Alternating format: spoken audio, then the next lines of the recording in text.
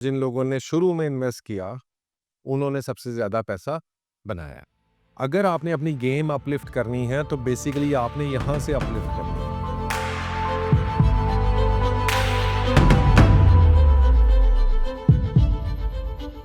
बहुत सारे लोग इस बात से परेशान होते हैं कि यार ये 15% रेंट कहाँ से आता है? एक कौन-सी प्रॉपर्टी है, कहाँ से आता है? ये 20% कहाँ से है ये बात?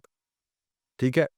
तो ये चीज़ बड़ी इंपॉर्टेंट है इसको बात को समझना कि ये फॉर एग्ज़ाम्पल ये जिस प्लाज़े में आप बैठे हुए हैं, इस वक़्त बैठे हुए हैं, आप कहेंगे कि जी इस प्लाज़े की प्राइस क्या है?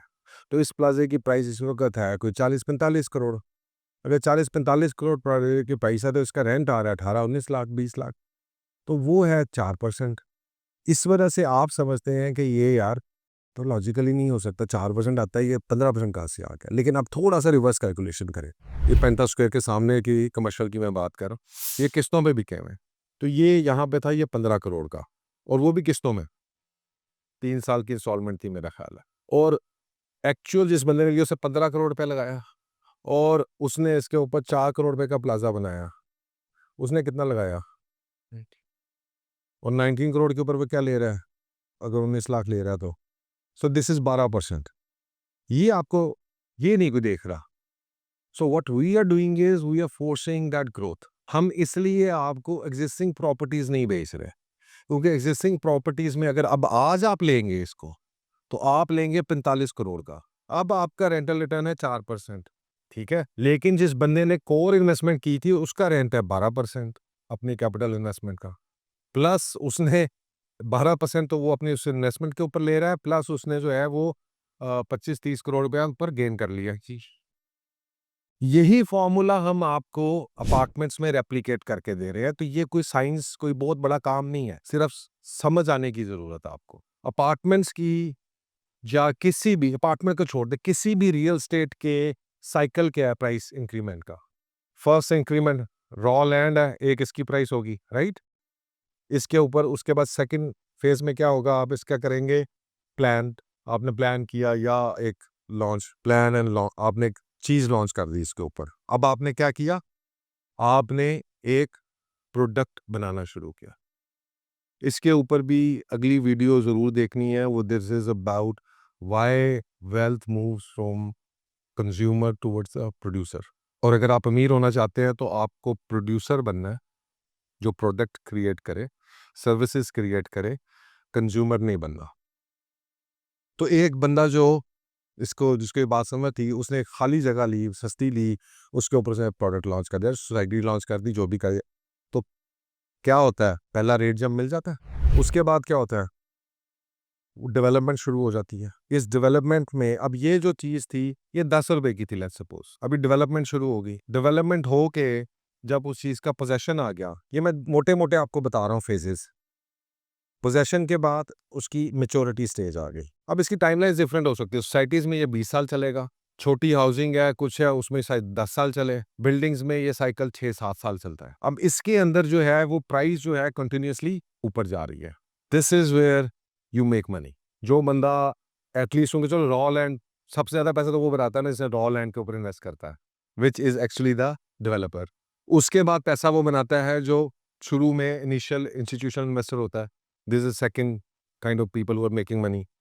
थर्ड वो है जब लॉन्चिंग हो जाती है वो लोग पैसा बनाते हैं, जो शुरू में ले लेते हैं। फिर लोग पोज़ेशन के ऊपर भी जाके लेते हैं और वो कहते हैं जी रिस्क अब आपका रिस्क मिनिमल होता जा रहा है साथ-साथ।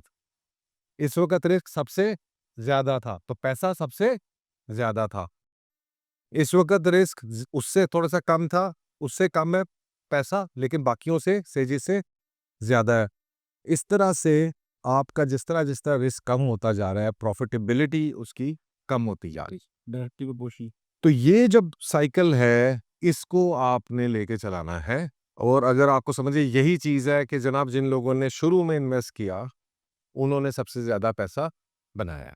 अगर टाइम को देखें, चीज़ों को देखें, रिस्क इवैल्यूएट करें, यहाँ तक इस स्टेज में भी इवन दिस गुड प्रॉफिटेबिलिटी यानी आप अगर यहाँ पे सोचें कि यहाँ पे आप 25-30% तक हिट करते हैं पर एनम, तो यहाँ पे भी आप 15 से 20% कम से कम हिट कर रहे होते हैं।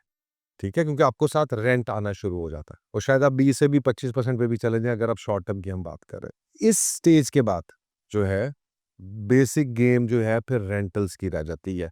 बट क्या है उसके, अच्छा आप लोग कहेंगे यार नहीं इसका मतलब है किसी को इधर इन्वेस्ट ही नहीं करना चाहिए, बट हर बंदे के लिए चीज़ों की वैल्यू डिफरेंट है।